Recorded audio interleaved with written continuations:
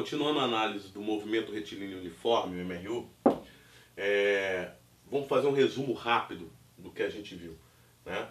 Então toda partícula móvel dotada de MRU percorre distâncias iguais em intervalos de tempos iguais. Logo, a gente pode concluir com isso que a velocidade da partícula é constante. E a gente verificou que esse movimento satisfaz uma equação horária, né? O que é uma equação horária? Uma equação que você pode escrever, uma equação para o móvel, para o movimento do móvel, e assim você pode saber posições do móvel, né, no decorrer do tempo. Em qualquer instante de tempo, eu posso descobrir qual é a posição que o móvel vai estar. E eu sei que um móvel com MRU satisfaz essa equação horária, né? Que é uma função afim, uma função de primeiro grau, e eu tenho posição final é igual a posição inicial mais velocidade, que é constante, vezes o tempo. Então, o móvel que possui essa função horária, eu já posso saber que o movimento é retilíneo uniforme, ou seja, que possui velocidade constante. Um outro detalhe em relação a essa expressão. Justamente por ser uma função horária, uma função do primeiro grau, eu sei que o gráfico, posição pelo tempo desse movimento, será sempre uma linha reta, né? Onde vai partir aqui de uma posição inicial, né? E vai ter esse comportamento aqui de uma função linear. Justamente porque é uma função de primeiro grau. Bom, só que tem dois tipos de movimento que eu posso observar no movimento retilíneo uniforme, né? Eu tenho um movimento, como eu escrevi aqui, e isso lembrando, gráficos posição versus tempo. Toda vez que o movimento for dessa forma, ou seja, uma função crescente, né? Isso implica, na verdade, que o móvel está aumentando de posição no decorrer do tempo. Então, essa situação aqui seria essa daqui, ó.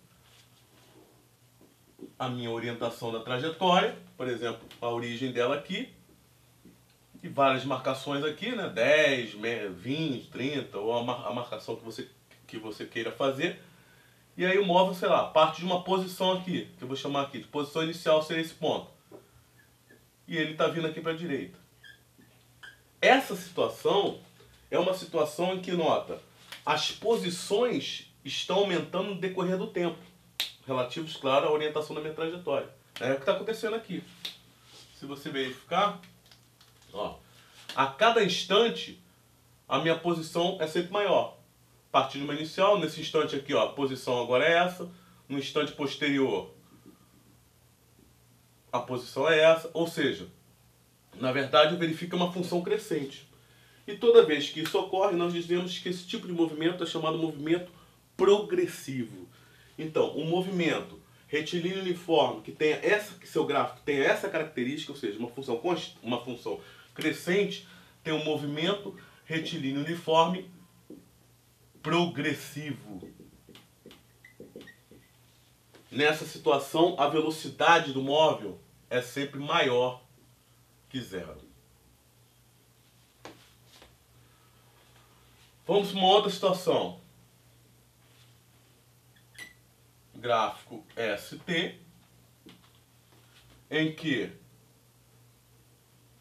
o comportamento aqui da função linear é um comportamento decrescente, uma função que representa uma função decrescente. O que observa aqui? Se você for ver, ó, cada instante de tempo, a posição está diminuindo de valor. Então, ó, esse tempo, a posição é essa. Se eu pegar um tempo posterior, ó, a posição já é menor, né?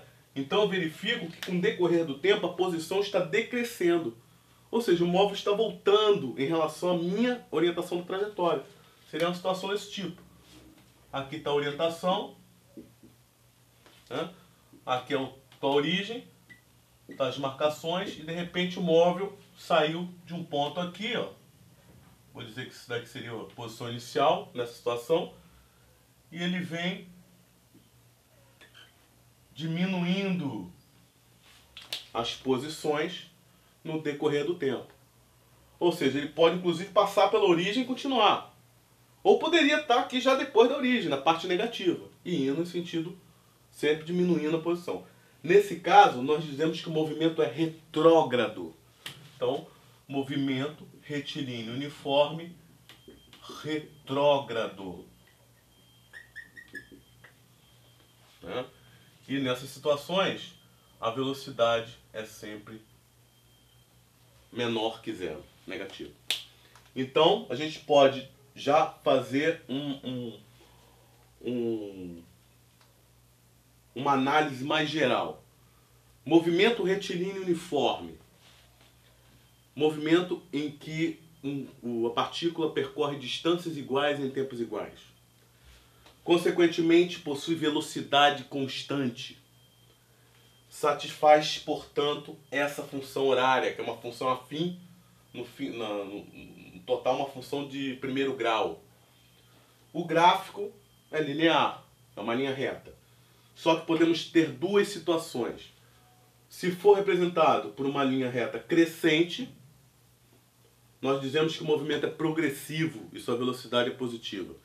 Se for representado por uma reta decrescente, né, uma função decrescente, nós dizemos que o movimento é retrógrado e a sua velocidade é negativa. Né? Uma outra coisa interessante que a gente pode pegar aqui do movimento retilíneo uniforme, que é uma coisa que na verdade a gente vai fazer uma análise no movimento retilíneo uniforme, mas a gente vê que é geral para qualquer tipo de movimento, é a análise do gráfico velocidade pelo tempo desse movimento. Né? Então vamos fazer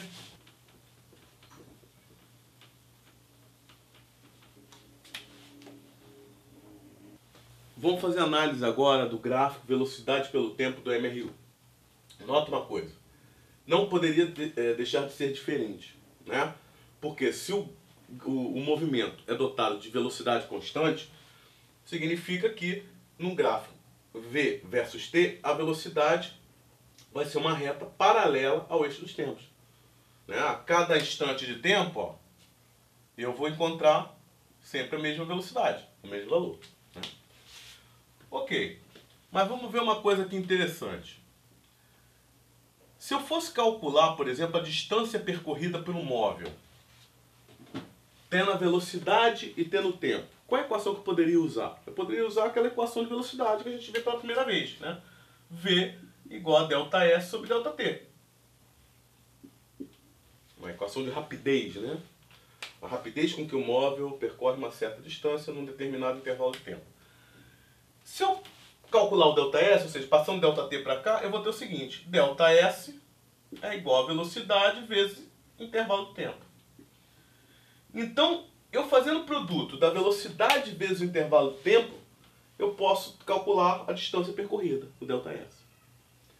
Se você observar, na verdade, a velocidade vezes o intervalo de tempo, nessa figura daqui, representa a área dessa figura.